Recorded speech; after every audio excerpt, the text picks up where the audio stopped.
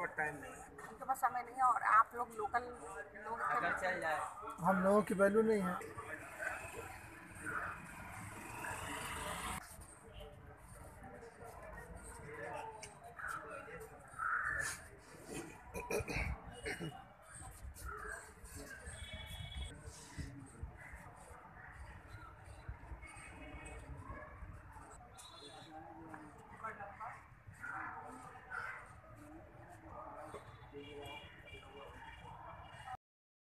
उद्देश्य यही था कि अगर अमहट के पुल का निर्माण चल रहा है तो हम लोग बिल्कुल उससे खुश हैं, क्योंकि इसीलिए धरने पे बैठे हैं भाई साहब हमारे। तो हम उनको ये पूछे कि सर अगर धरना हम खत्म करवाना चाह रहे हैं, इसलिए आप मुझे जो भी कार्रवाई हो रही है या जो भी चला वो लिखित में एक हमें आदेश दे दीजिए या उस आदेश की कॉपी दे दीजिए, तो मैं इनका धरना खत्म करवाऊँ। क्योंकि दो हमारी प्रॉब्लम है, एक तो इनके पास कोई भी मेडिकल सीएमओ का या कोई डॉक्टर नहीं आ रहा है, जो कि इनको रोज इनका चेकअप होना चाहिए।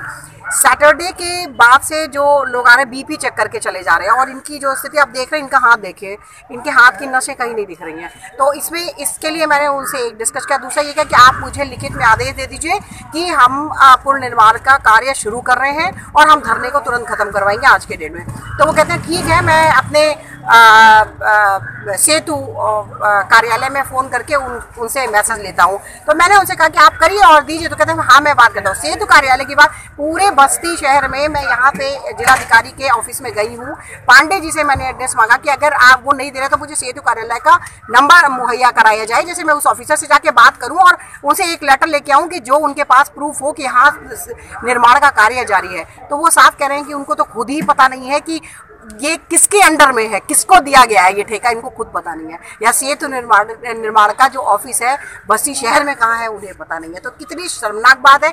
दूसरा जो मैं कहना चाहूँगी, एक डीएम जो बात करने की उनकी तमीज़ है वो बहुत ही गंदी है, उनको महिलाओं से बात करना नहीं आता।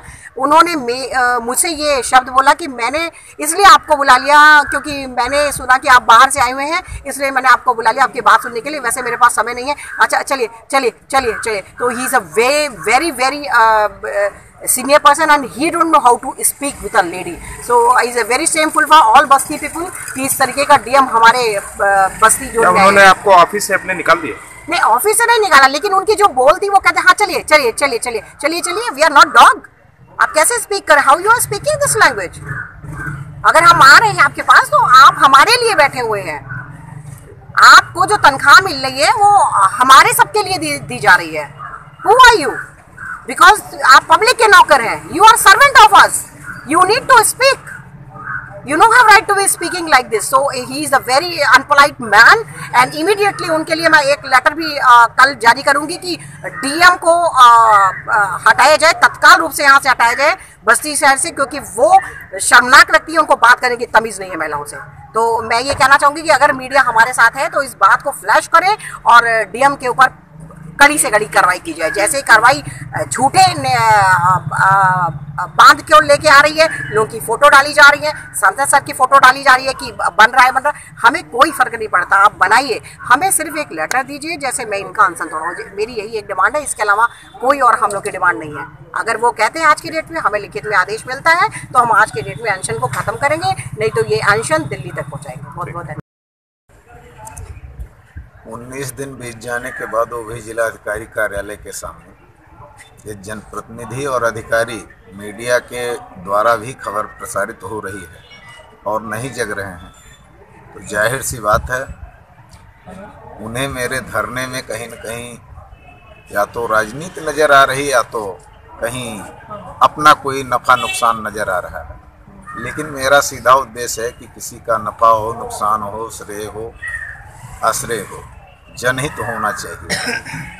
मेरी मांग अमहट पुल निर्माण, जनपद के 2 टोल प्लाजा देने के बावजूद प्रमुख चौराहों पर अंडरपास के अभाव में आए दिन होने वाली मौतें, द्वितीय विश्व युद्ध के सैनिकों को 1 रुपये की पेंशन वृद्धि न मिलना जबकि 1 रैंक 1 पेंशन पर सरकार आई, जंगली छुट्टा जानवरों के संदर्भ में सरकार एकदम गंभीर नहीं है, नहरों में पानी नहीं है और किसानों का बकाया बिल हो, ऋण हो, माफ़ नहीं किया जा रहा है। इन मांगों को लेकर के मेरा धरना है और चौथे दिन इस धरने के सदर विधायक दयाराम जी आए, उन्होंने कहा 4 दिन में मैं आपको स्वीकृत पत्र दे दूंगा। 8 दिन बीत गया, स्वीकृत पत्र देने को कौन कहे।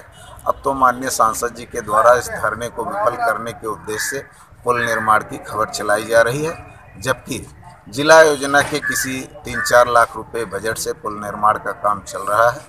कोई शासन की स्वीकृति नहीं हुई है। ये स्वीकृत हुई है तो इनको दिखाने में क्या दिक्कत है। मैं तो कहता हूँ कि कोई अथेंटिक अधिकारी या जनप्रतिनिधि अपने पैड पर लिख कर दे दे कि जो पुल निर्माण हो रहा है वो अब बंद नहीं होगा बिना पूर्ण हुए, और शेष मांगों को मैं आगे अग्रसारित करूँगा, मैं अपने धरने को समाप्त कर दूँगा। और अगर ऐसा उनके द्वारा नहीं किया जाता तो आज मैंने प्रशासनिक अधिकारी को ज्ञापन राज्यपाल और मुख्यमंत्री को संबोधित अपने अगले कदम के लिए दे दिया है। 29 तारीख को जनपद में शायद योगी जी आ रहे हैं, उन्हीं का इंतजार है। यदि उनके द्वारा भी इस विषय पर कोई घोषणा, कोई आश्वासन नहीं मिलता है तो माननीय सर्वोच्च न्यायालय ने लाचार व्यक्ति को इच्छा मृत्यु का आदेश दे दिया है।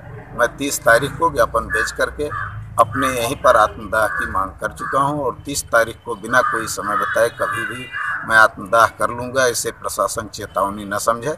23 अगस्त को घाघरा की धारा में कल्याणपुर को बचाने के लिए मैंने धरना दिया था टकराती धारा के बीच में, जब 24 अगस्त को योगी जी को पचोसा आना पड़ा था। 18 अगस्त से 23 अगस्त तक 6 दिन में कुआनो नदी में लगातार जल सत्याग्रह कर चुका हूँ, खुली बारिश में शवासन कर चुका हूँ। इसका मतलब जनहित पे मुझे अपने प्राण के आगे प्राणों की चिंता नहीं है, मैं कुछ भी कर सकता हूँ।